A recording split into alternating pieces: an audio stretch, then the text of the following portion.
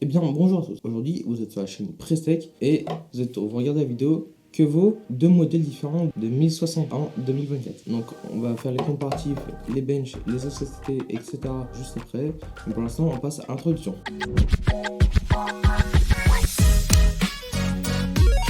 Et donc voilà, on se retrouve juste après l'intro. Et du coup, comme je vous l'ai dit, ici on a une 1060 6 Go de chez KFA Carré en double fan. Et donc là, toujours on a 1060 6 Go, mais cette fois de la marque Gigabyte. Et cette fois, comme vous pouvez le voir, elle est lâchement plus mastoc que la KFA 2. Mais celle-ci, elle a deux ventilos qui sont légèrement plus grands mais beaucoup moins épais. Des radiateurs comme vous pouvez le voir juste ici, technologie des radiateurs qui sont meilleures que sur la KFA 2. Ici on retrouve une backplate, une option un peu plus premium, des ports vidéo bien nombreux comparé à celle-ci. Donc du coup on peut se dire que celle-ci plus haut de gamme, celle-ci moins haut de gamme, moins performante, plus performante, peut-être, je sais pas. Donc du coup on va voir ça tout de suite en faisant tous les tests. Donc on va faire un OCCT, des 3D Mark, des timespy. Pendant tous ces tests, ce qu'on va regarder c'est les températures et si la carte se bride à cause de sa température. Donc bien évidemment je précise la pâte thermique de ces deux cartes qui ont été changées il n'y a pas longtemps. Les pads non car pas besoin. Du coup on va faire tous les benches juste maintenant. Et donc du coup on se retrouve après tous les benches, c'était des marques, etc. Et il y a énormément de choses à dire. Donc tout d'abord on va commencer carte la 1060 Go de chez KFA2. Belle, bonne.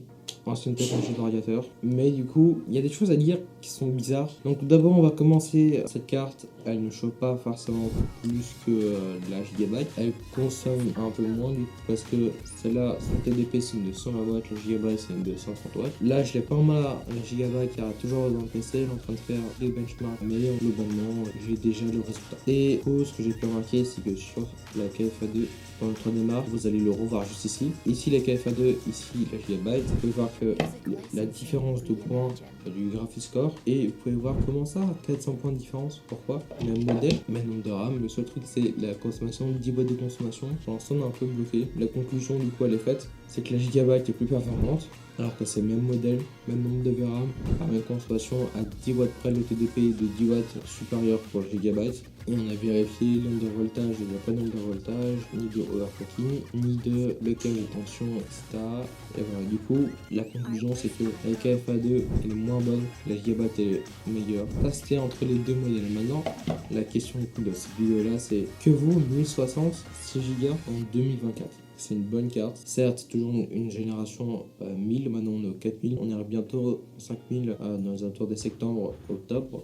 Et passe à 1000 claques, la différence de perf elle est incroyable. Mais c'est pas grave parce que, imaginons, vous faites un petit PC d'occasion, vous prenez 1060, comptez jouer à des jeux qui sont gros, mais pas si récents que ça, ou même pas jouer des gros jeux, 1060 fera largement l'affaire. Donc ça reste une bonne carte, mais si vous jouez à des gros jeux, des nouveaux AAA, etc., et ben du coup cette carte ne sera plus suffisante, vous devrez la changer si vous voulez vraiment beaucoup de FPS et jouer dans de meilleure qualité. Est-ce que tous nos tests ont été faits en 1080p? Bien évidemment, car cette carte n'est pas faite pour la 2K ni encore moins la 4K. Et puis bien évidemment c'est une GTX et non une RTX. Pas de ray tracing, pas de DLSS. Donc c'était tout pour cette vidéo là. Je vous dis à une prochaine vidéo très intéressante, une nouvelle série de vidéos. Donc n'hésitez pas à lâcher un commentaire et un like, à vous abonner, puis à nous suivre sur les réseaux sociaux.